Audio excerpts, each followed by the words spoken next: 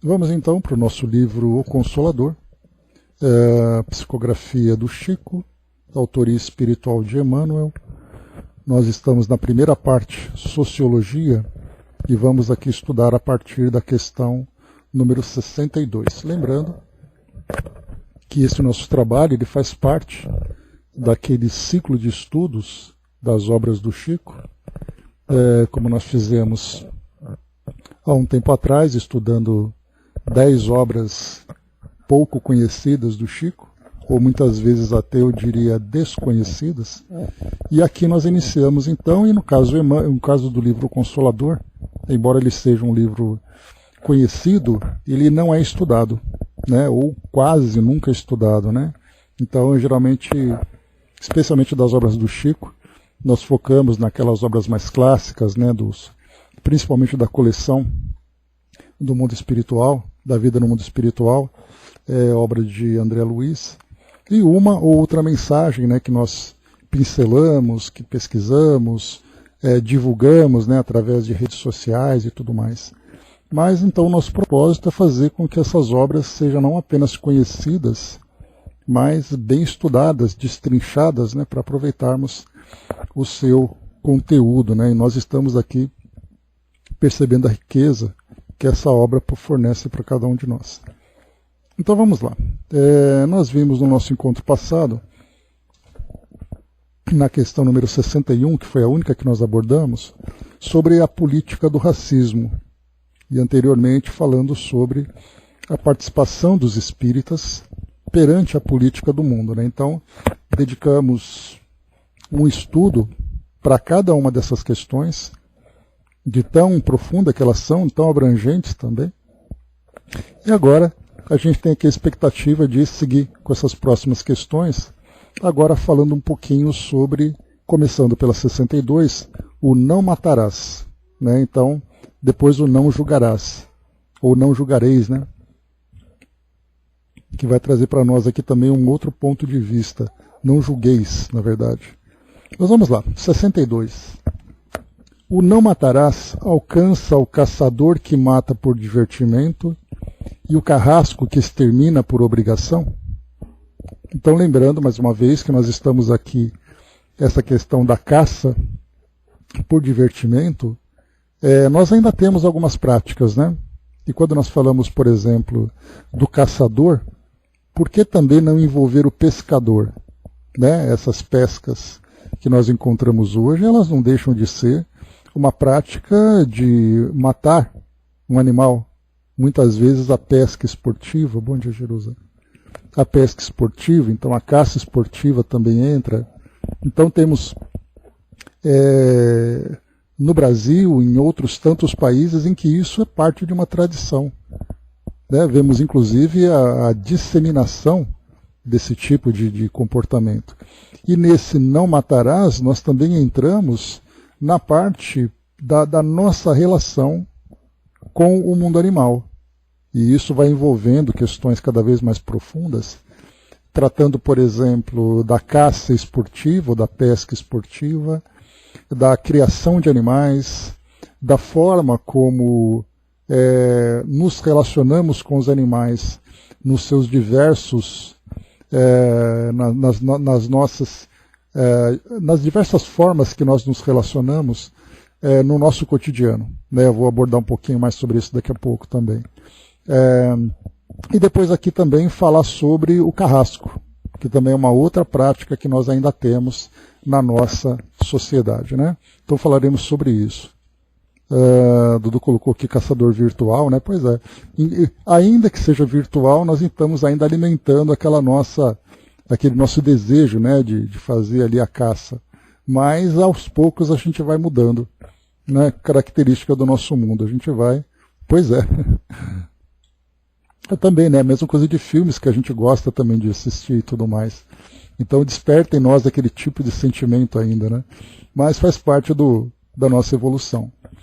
Mas vamos lá, vamos ver aqui o que Emmanuel traz para nós dessa questão do não matarás, envolvendo não apenas o caçador, mas também o carrasco, que extermina por obrigação.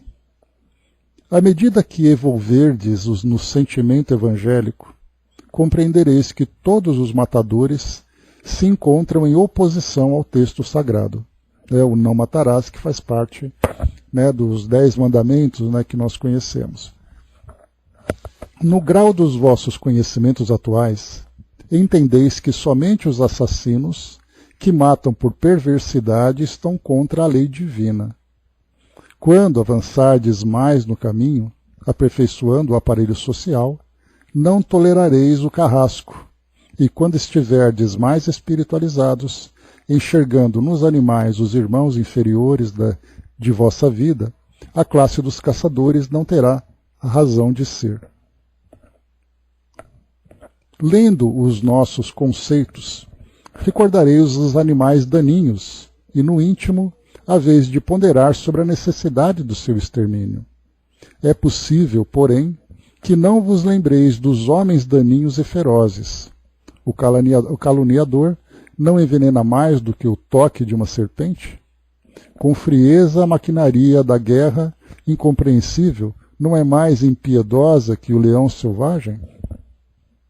Ponderemos essas verdades e reconheceremos que o homem espiritual, no futuro, com a luz do Evangelho na inteligência e no coração, terá modificado seu ambiente de lutas, auxiliando igualmente os esforços evolutivos de seus companheiros do plano inferior na vida terrestre.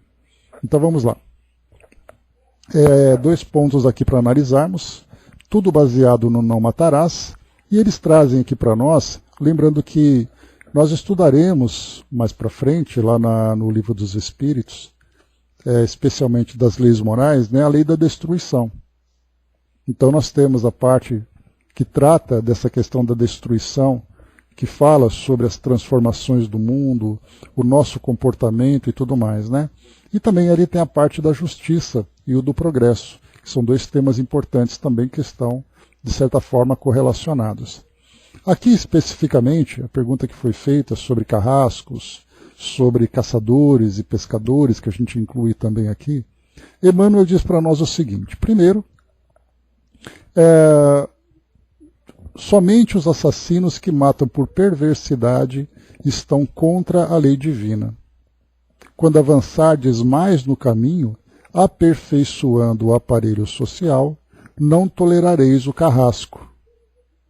Então, começando por aqui, essa parte do carrasco, que era e é ainda aquele profissional que atua nas execuções legais, perante as leis dos homens, lembrando que quando nós fazemos uma condenação de que esse tipo de procedimento já não cabe mais na nossa sociedade, que esse tipo de conduta vai contra esses valores que nós estamos aprendendo a desenvolver, no passado isso era tolerado.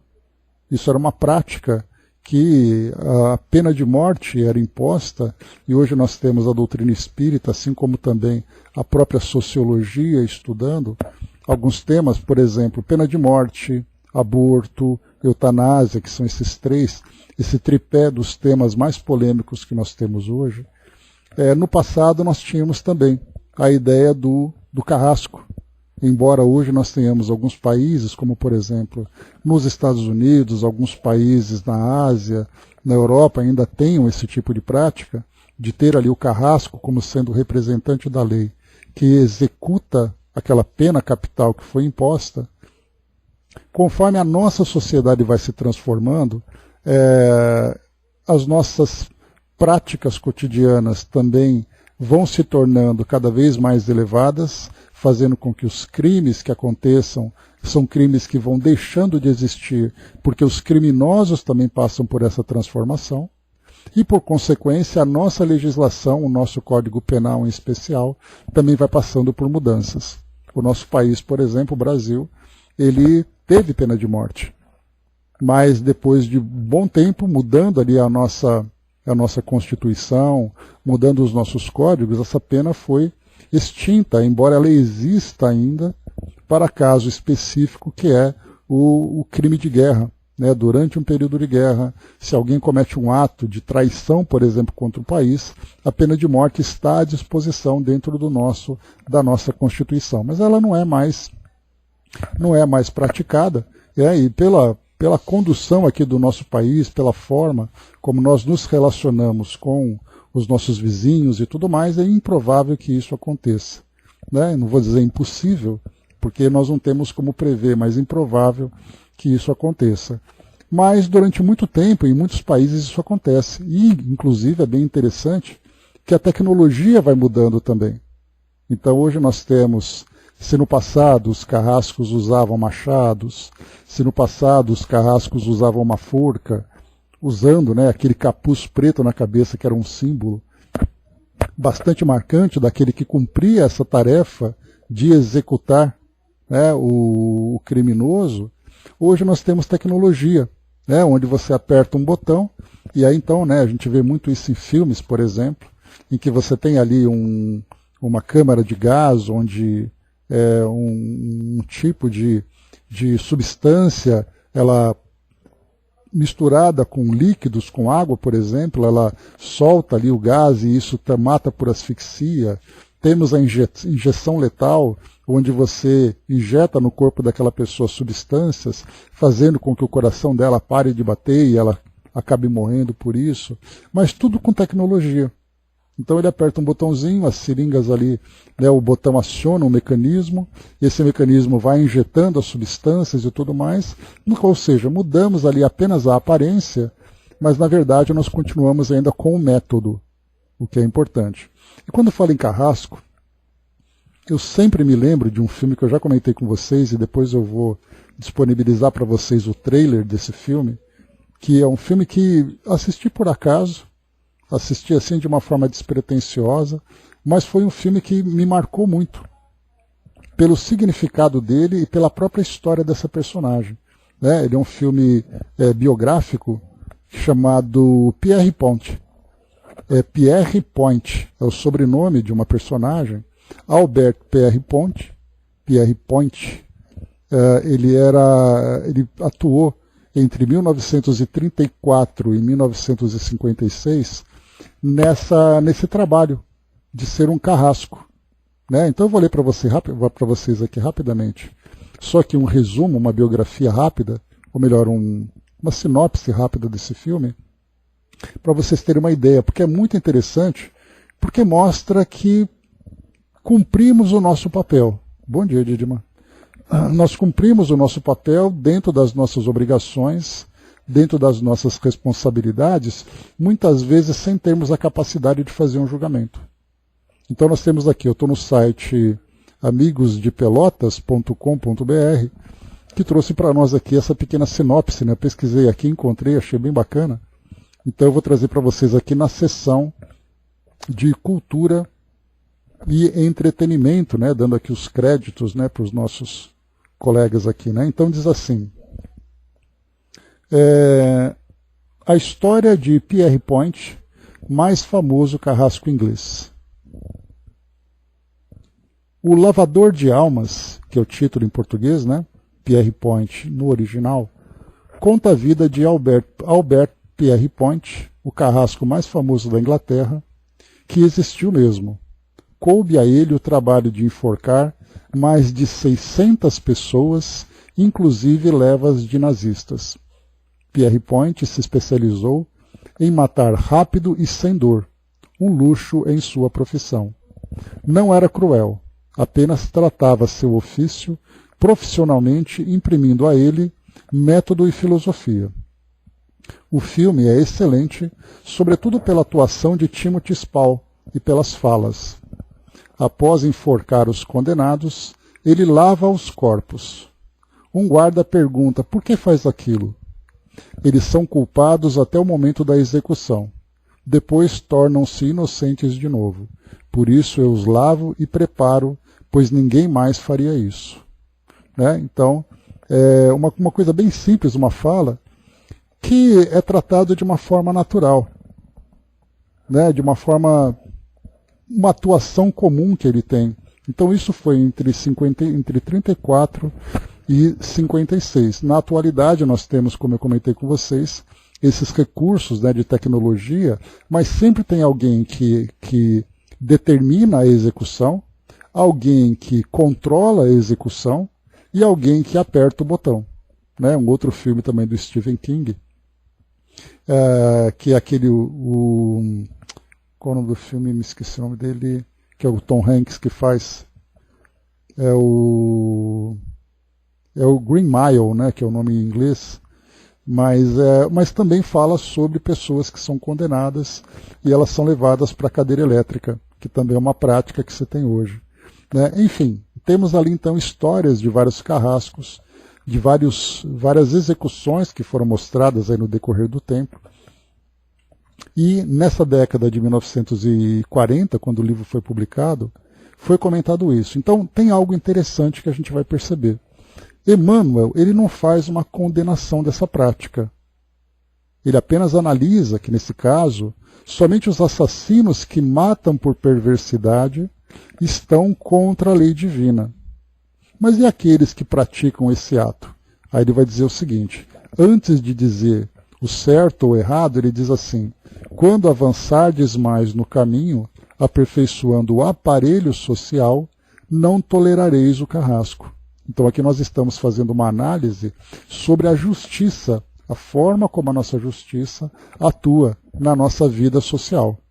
Então, conforme nós vamos avançando no tempo e nós vamos mudando os nossos valores, naturalmente as nossas leis também vão se transformando. Então os crimes vão acontecendo e existe aquela compatibilidade, né? A punição ela está relacionada com o crime. Se o crime é violento, a punição se torna violenta, que isso é quase que uma reciprocidade dentro do nosso modo de pensar, da nossa vida comum. Né? O Brás colocou, se tivesse pena de morte no Brasil, formaria fila no concurso para ser carrasco. Mas sabe o que acontece, Brás? Se nós pensarmos, por exemplo, pessoas que trabalham em frigorífico, pessoas que trabalham nessas empresas para fazer algo comum. Quer dizer, eu estou fazendo meu trabalho, eu vou então abater aquele animal, eu vou cortar a sua carne, vou colocar num pacotinho, vou mandar para o mercado. Isso é uma coisa natural para nós. E por que é natural? Porque isso faz parte do nosso cotidiano e está dentro dos nossos valores. Mas há aqueles, por exemplo, que não trabalhariam num abatedouro, simplesmente porque não suportam o ambiente, ou até mesmo pela mudança dos seus valores, mas muito mais pela sensibilidade de não conseguirmos trabalhar naquilo. Mas ao mesmo tempo em que eu não consigo trabalhar num abatedouro, eu não me importo de ir numa lanchonete e pedir um hambúrguer. Então, quer dizer, é a minha sensibilidade que vai até certo ponto, mas em outro ponto não. E aí quando nós dizemos, mas eu agora me tornei vegetariano, então me tornei vegano, isso também não significa grandes valores, porque muitas vezes eu não como um alimento que é derivado de proteína animal, mas ao mesmo tempo eu me torno uma pessoa egoísta na sociedade. Então nós temos ali uma série de elementos que vão gradualmente se transformando, mantendo aquele equilíbrio, mas eu me elevo numa parte, outra parte ainda fica precária, depois eu trabalho um pouco mais, melhoro aquele meu valor, vou fazendo isso, e gradualmente a gente vai evoluindo. Então a evolução não acontece de uma hora para outra, e também não acontece em todas as circunstâncias da nossa vida. Nós vamos vivendo experiências, e essas experiências vão trazendo para nós o aprendizado, daí a necessidade. Saindo agora, né, dessa visão humana, e entrando na justiça divina, percebendo que a reencarnação é o mecanismo mais perfeito que tem, porque vai nos colocando em posições diferentes, em situações diferentes na nossa vida terrena, para que nós vamos então adquirindo aprendizado, adquirindo o entendimento das mudanças necessárias para o nosso crescimento espiritual.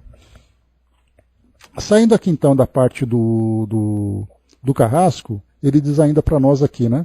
E quando estiverdes mais espiritualizados, enxergando nos animais os irmãos inferiores de vossa vida, a classe dos caçadores não terá razão de ser. Então, começando aqui primeiro, os caçadores no sentido de que matam por divertimento, tanto caçadores como pescadores também. Aqueles, eu adoro pescar, ele pesca o peixe, leva para casa, mata o animal, ou então põe de volta depois de pegar o animal, né? A gente vê muito isso em programas de pesca, que o pescador tira o animal, depois ele tira o anzol e põe de volta lá pelo prazer de pescar, né? Enquanto que no caso, né, muitas vezes na caça acontece isso também. Países que têm essa cultura de desde do início, né, crianças são educadas para usar armamento para praticar a caça esportiva, a caça pelo prazer, pelo divertimento. Então aqui, conforme nós vamos nos espiritualizando, isso vai se modificando também. E a mesma coisa quando nós falamos nessa parte dos animais, nós vamos percebendo que se nós não matamos por divertimento, nós temos ainda, né, a morte para a alimentação. E isso é algo extremamente complexo para nós. Porque quando nós falamos em alimentação, não é somente uma questão da necessidade do alimento em si. Porque hoje nós temos tecnologia suficiente para a produção de uma grande quantidade de alimentos que não teria mais a necessidade, pelo menos em parte, dessa proteína animal. Mas nós não podemos simplesmente impor esse tipo de situação, porque existem regiões no mundo em que a proteína animal ainda é necessária. Como é que nós vamos dizer que no Brasil, que é um grande produtor de alimento vegetal, pode se comparar, por exemplo, com uma nação africana que tem ali dificuldades para poder ter a sua estrutura de produção de alimentos bem organizada? Como é que nós podemos impor o comportamento num lugar, né, de um país, de uma região, de uma cultura, sobre outra cultura? Então isso também é um processo que vai acontecendo pela mudança do nosso modo de pensar, do nosso modo de entender. Existe aquele debate hoje, muitas vezes um debate até bastante agressivo, que aqueles que não consomem carne acusam aqueles que comem carne. E aqueles que comem carne acabam entrando em atrito com aqueles que não comem, então fica nesse debate. E, a princípio, o que nós vamos entender é que isso é algo muito pessoal. Nós vamos ali nos educando, analisando os nossos recursos, analisando as nossas condições, se isso é necessário, se não é necessário, se é possível, se não é possível. Mas o certo é que, conforme nós vamos nos espiritualizando, o nosso modo de pensar também vai se modificando.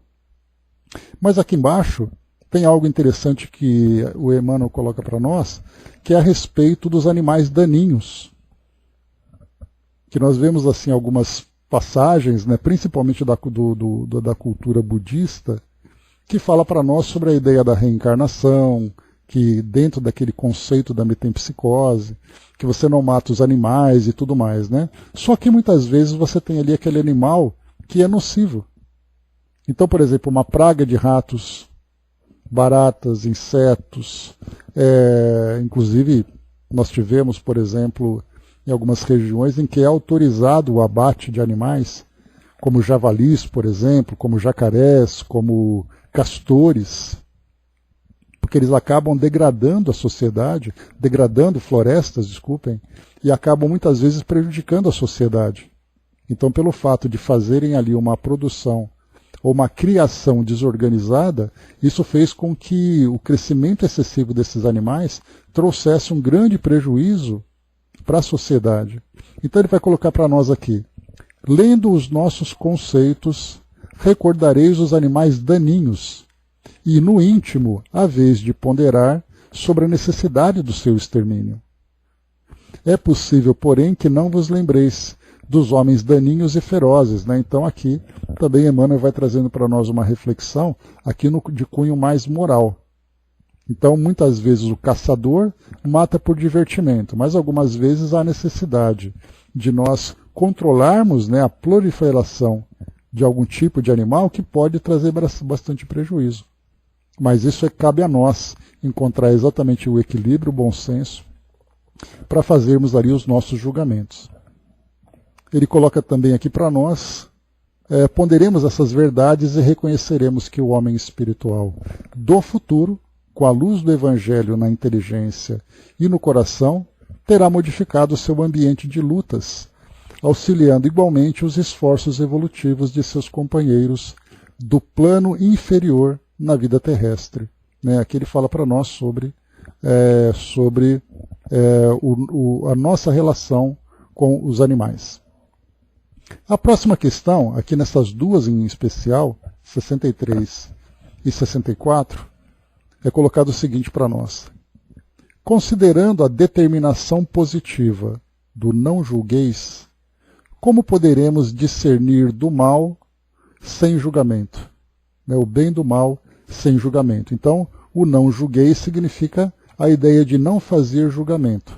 Mas se nós não fazemos o julgamento, como é que nós podemos diferenciar aquilo que é bom e aquilo que não é? Aí Emmanuel coloca, entre julgar e discernir, há sempre grande distância. O ato de julgar para especificação de consequência definitiva pertence à autoridade divina.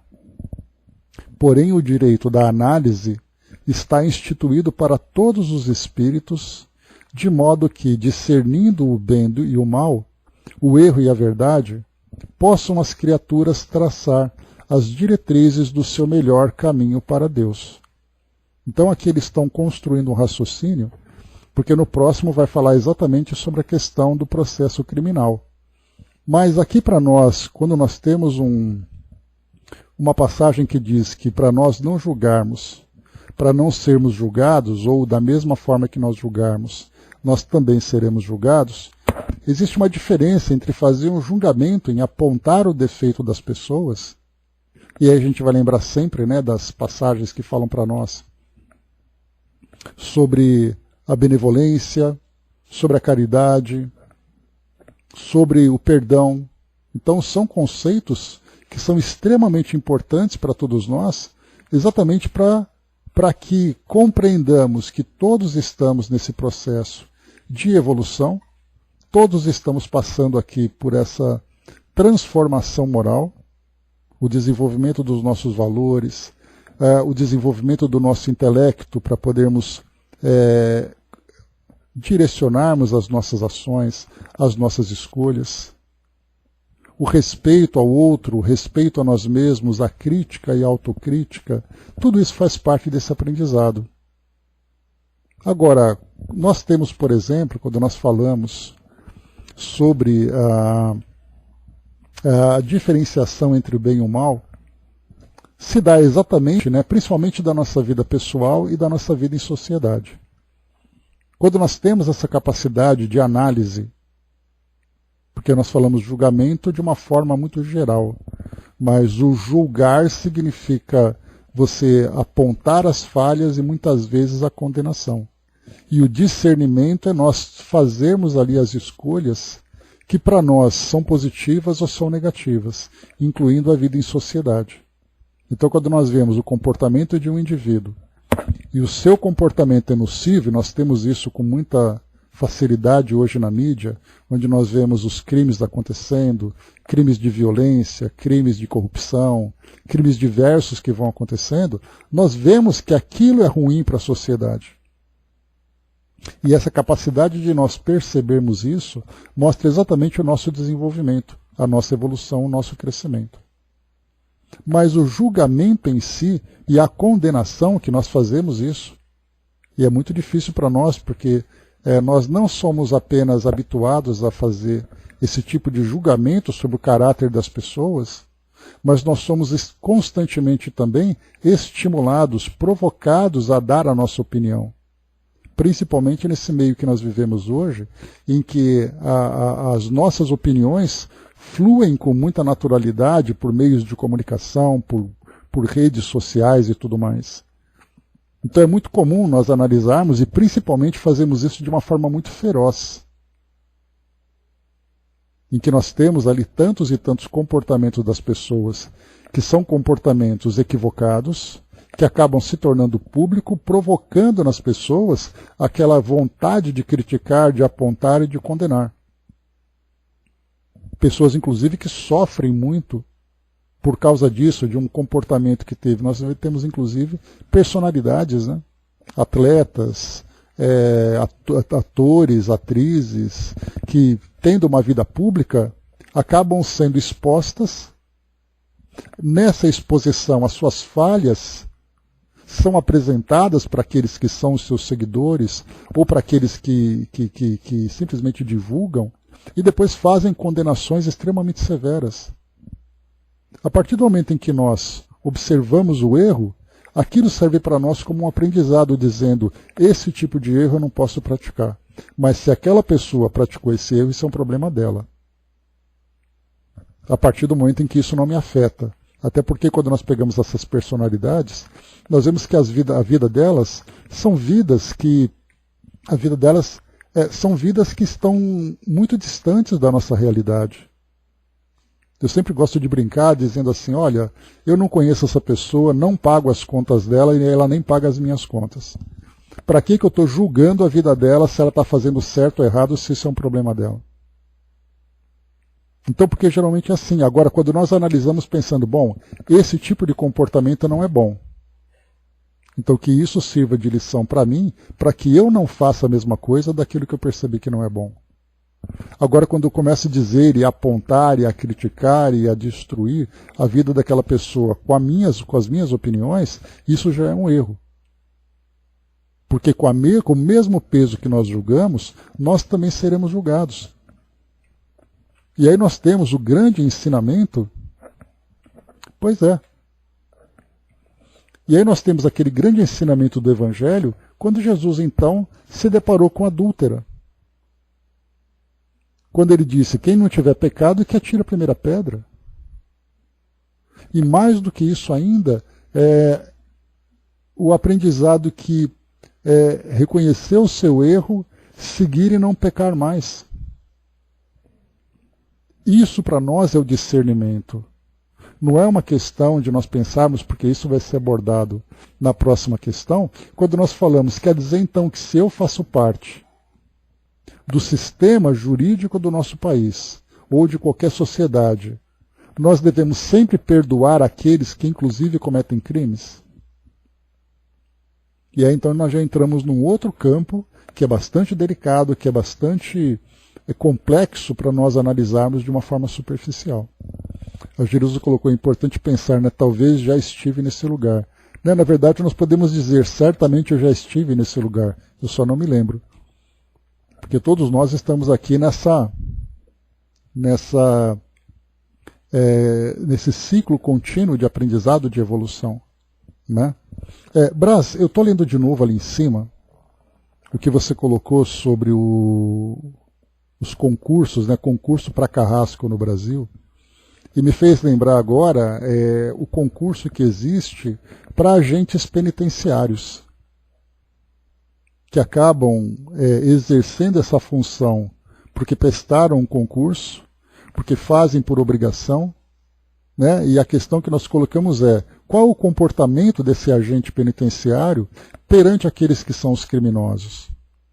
Será que eles julgam e eles próprios, né? Pois é, eles próprios que são ali também os carrascos dessas pessoas? São eles que impõem a lei ou impõem a ordem? Então, para isso, a gente vai aqui para a próxima questão, porque ela vai tratar exatamente sobre isso. Ó. Questão 64. Em face da lei dos homens, quando em presença do processo criminal, deve dar-se o voto condenativo em concordância com o processo crime ou absolver o réu em obediência ao não julgueis? Né? E quando nós temos falado já em alguns estudos a respeito da Associação Médico Espírita. Temos falado, quando estudando ali o Livro dos Espíritos, sobre a parte dos processos, sobre o entendimento da medicina, sobre a alteração de comportamento das pessoas, e a doutrina espírita fala sobre a influência espiritual que pode provocar, através das obsessões, essa mudança, o adoecimento de uma pessoa, mas que a nossa ciência estuda através ali de distúrbios mentais, afetando a saúde mental daquela pessoa e tudo mais. Quando isso foi lançado lá no começo, a Associação Médico Espírita começou a estudar esses casos com a participação óbvia e natural de médicos, principalmente psiquiatras, estudando nesse campo. Depois de um tempo, outras associações de classe começaram a surgir. Nesse caso, nós tivemos, por exemplo, a Associação Brasileira de Juristas Espíritas, Temos a Associação Brasileira de Jornalistas Espíritas, de Pedagogos Espíritas, de Artistas Espíritas, de Psicólogos Espíritas, estudando segmentos diferentes, né, esses segmentos estudando áreas diferentes da nossa sociedade. E no caso em especial dos juristas, nós exatamente caímos nessa questão tão especial, tão interessante e tão profunda, perguntando como é que aquele que trabalha na área jurídica, temos a associação de delegados espíritas, porque o delegado é aquele que analisa o crime, faz cumprir a lei ali, prendendo aquela pessoa, para que ela seja encaminhada para o devido julgamento. Nesse julgamento nós temos o advogado de defesa, temos o promotor e temos o juiz. E depois nós temos também o júri, que é exatamente aquela estrutura formada por parte da sociedade que auxilia no sistema judiciário a trazer ali o veredito daquela pessoa que cometeu o crime. Então, quando nós nos perguntando de que modo que esses indivíduos devem se comportar com essa passagem do Evangelho para não julgar, mas ao mesmo tempo fazendo parte de um processo criminal, como analisar tudo isso? Né? A Jerusa colocou, tem uma colega juíza no Centro Espírita, que sempre lembra sua responsabilidade nos julgamentos. Que bom que, né, que ela estuda e tem consciência. Pois é, eu vi uma vez, Jerusa, uma entrevista num programa espírita, o programa Mundo Maior, que na época ele era veiculado nesses canais comunitários, né? E ele era produzido pela Fundação Espírita Nosso Lar, Casas André Luiz, daqui de São Paulo. E um advogado estava sendo entrevistado para falar exatamente sobre essa questão, do papel do advogado no crime sendo espírita, como conciliar tudo isso. E ele comentava que como é possível, por exemplo, um advogado de defesa defender um criminoso.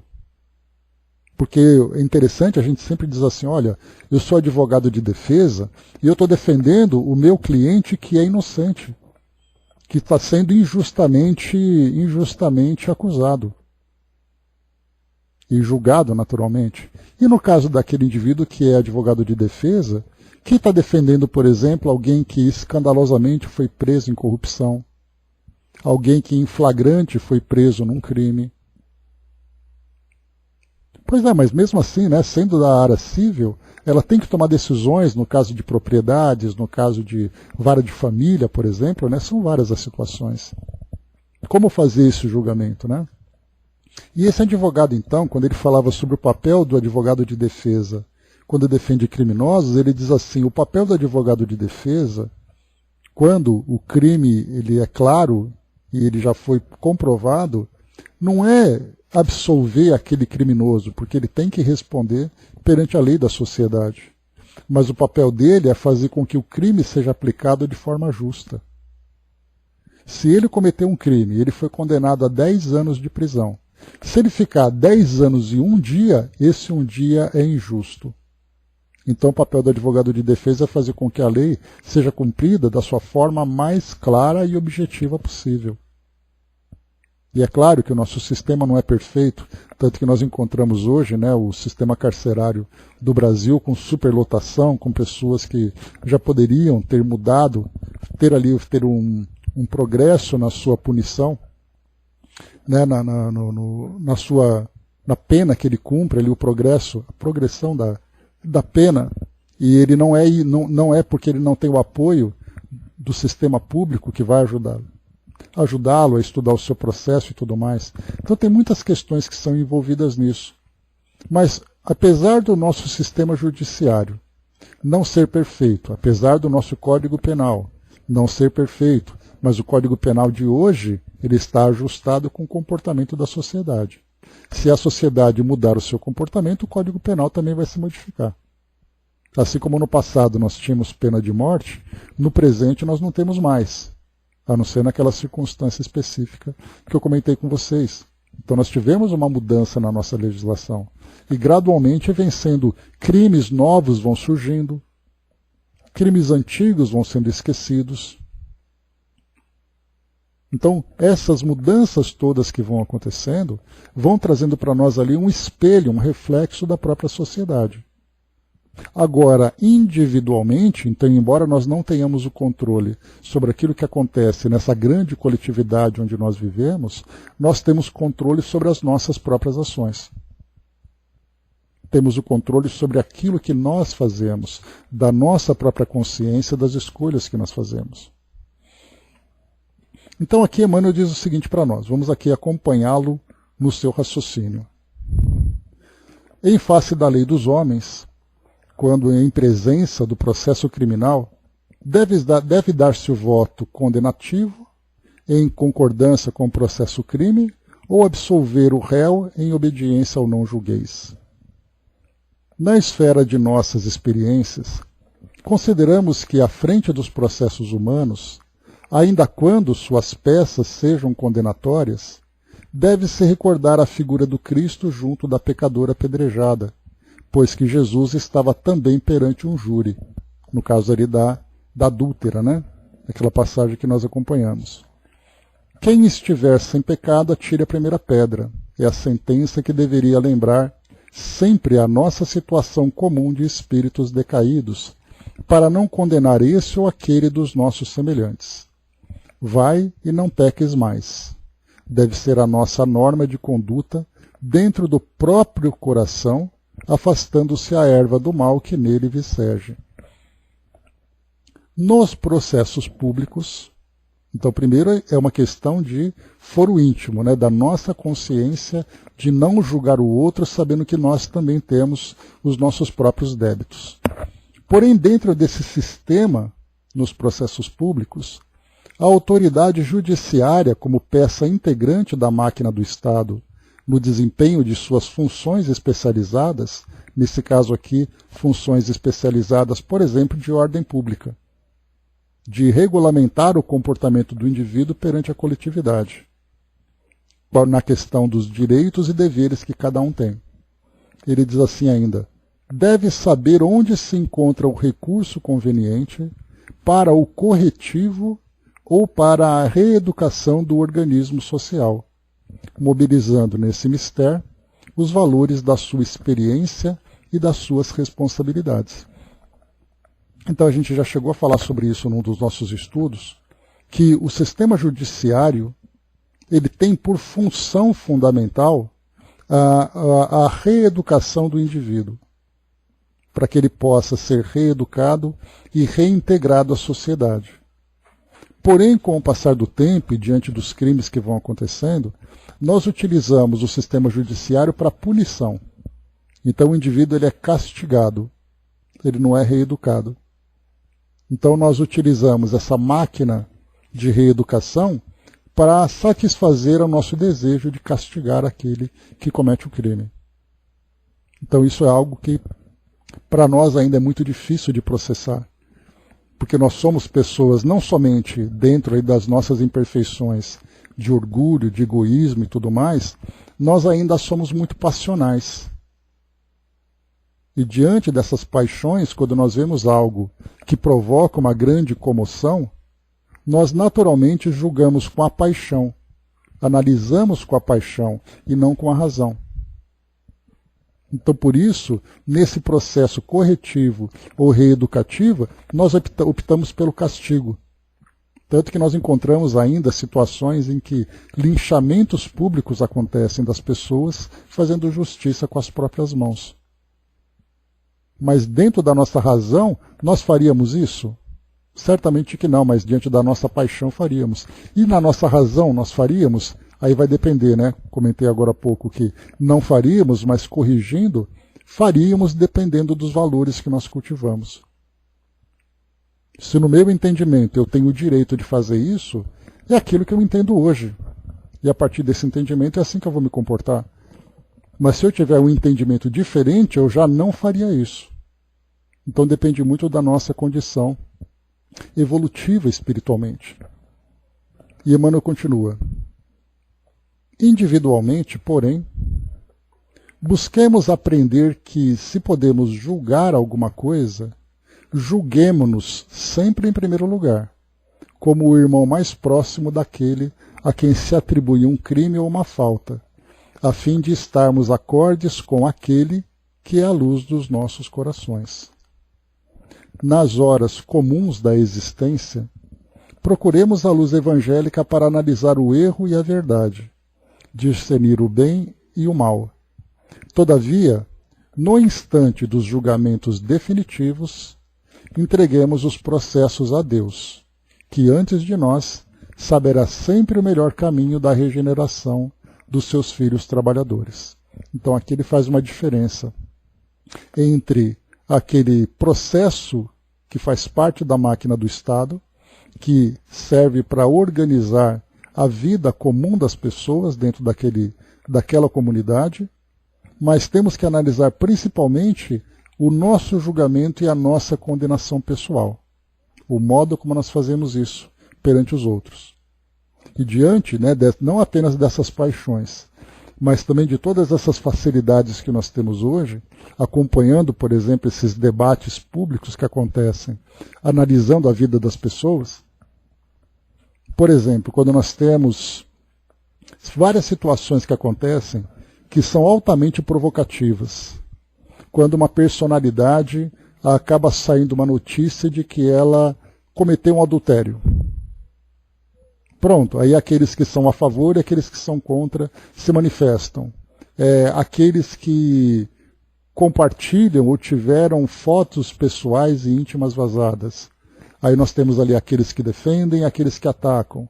Então, quer dizer, são situações das mais comuns, das mais banais, que dizem respeito à vida daquela pessoa, porém o comportamento dela se tornando pública acaba fazendo com que todos aqueles que são seguidores, interessados em acompanhar a vida dela, tenham direito ou se vejam com o direito de emitir opiniões de julgamento, de absolvição ou de condenação. Então, na verdade, é uma cultura que nós temos hoje na sociedade. E várias vezes nós temos ali programas de ficção que mostram situações em que muitas vezes isso se reflete na vida pessoal e na vida real das pessoas, em que nós temos ali uma vida destruída por causa da opinião pública. Então até isso, essa expressão que hoje ela é consolidada na nossa sociedade, opinião pública, qual exatamente a opinião que a sociedade, que as pessoas têm para dizer sobre a vida de alguém? Então isso para nós é uma cultura, isso é cultural. E de que forma que nós podemos transformar esse tipo de comportamento? Para nós que estudamos o Evangelho, eu até ia dizer para nós espíritas, mas não precisamos dizer espíritas.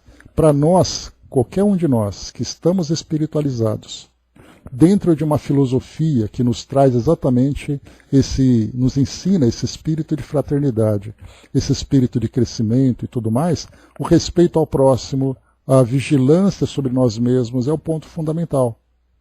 E é exatamente esse nosso tipo de comportamento e o exemplo que nós refletimos sobre o meio onde nós estamos é o que vai fazer a diferença e contribuir para que a nossa sociedade se transforme. Todas as pessoas concordam, e muitas vezes algo interessante. Eu posso não emitir a minha opinião, mas nas redes sociais, por exemplo, nós temos aquele joinha, ou aquele negativo, ou aquele coraçãozinho, em que nós clicamos concordando com aquilo. E quanto mais nós clicamos nesses botões, mais nós estimulamos e provocamos a disseminação desse recurso através da tecnologia. Quanto mais curtidas nós temos, mais divulgação aquele vídeo, ou aquele comentário, ou aquela postagem acaba alcançando. Então, sem saber, nós contribuímos para proliferarmos aquele tipo de comportamento. Cabe a nós, então, o silêncio. E eu tenho uma referência pessoal, que sempre que tem uma situação, e já comentei com vocês sobre isso, mas eu continua mais viva do que nunca, né? Quando tem uma situação em que aquele comentário, aquela notícia, aquilo que eu observo, me provoca para emitir uma opinião, a primeira coisa que eu penso é, se fosse o Chico Xavier, o que ele faria? O que ele diria? Qual seria o seu comentário? E na maioria das vezes ele não comentaria nada. Simplesmente porque ele diria, não é da minha conta. E aquele espírito que errou, ou aquele espírito que teve aquele comportamento, ele está em processo de evolução. Quem sou eu para julgar aquela pessoa, eu que tenho tantas falhas, tantas imperfeições? Então todo esse raciocínio acaba tomando conta dos meus pensamentos naquele momento, que infelizmente não são suficientes para conter as minhas opiniões, que eu acabo dando muitas vezes, não que seja necessariamente errada, mas certamente o meu silêncio seria muito mais produtivo do que a opinião. Então a gente percebe que é uma cultura. Enquanto a sociedade alimentar essa cultura e ela não for transformando, nós continuaremos ainda presos e postergando cada vez mais o nosso crescimento, o nosso desenvolvimento. Então cabe a nós que temos esse entendimento de que nós somos muito mais imperfeitos do que o nosso semelhante. Porque nós temos responsabilidade, nós temos o compromisso de transformação a partir do momento em que nós abraçamos uma filosofia como essa, que desperta em nós esse senso de responsabilidade, esse senso de autocrítica, a necessidade da nossa vigilância. Isso é algo pessoal e intransferível. Esse tipo de ideia não cabe ao outro. Não sou eu que digo que você deve ser diferente. Eu tenho obrigação de ser diferente, porque eu escolhi esse tipo de filosofia. E quando todos nós começarmos a fazer isso individualmente, coletivamente nós teremos a capacidade de transformar a nossa sociedade. Angelina colocou, precisamos exercitar a autocompaixão para exercitar a compaixão com o próximo. Amor a nós mesmos para poder amar o próximo, né? Esse é o ponto fundamental. Então é isso, meus amigos. Fechando por aqui o nosso estudo de hoje, essas duas principalmente que nós lemos aqui agora, tratam dessa questão do julgamento, dessa questão da justiça. E as próximas aqui agora vai falar sobre pessoas que ocupam cargos públicos. A responsabilidade de alguém que tem uma função pública. Né? Então, será para nós aqui o tema do nosso próximo estudo. Então, deixamos aqui essas reflexões, essas ideias para nós que somos usuários, né, desses meios de comunicação, dessas redes sociais, que gostamos de compartilhar ideias, compartilhar ali experiências, de acompanhar as experiências dos outros, que sejamos bastante vigilantes, principalmente nessa questão do julgamento. Que deixemos que a consciência de cada um seja o seu próprio tribunal, e não nós na posição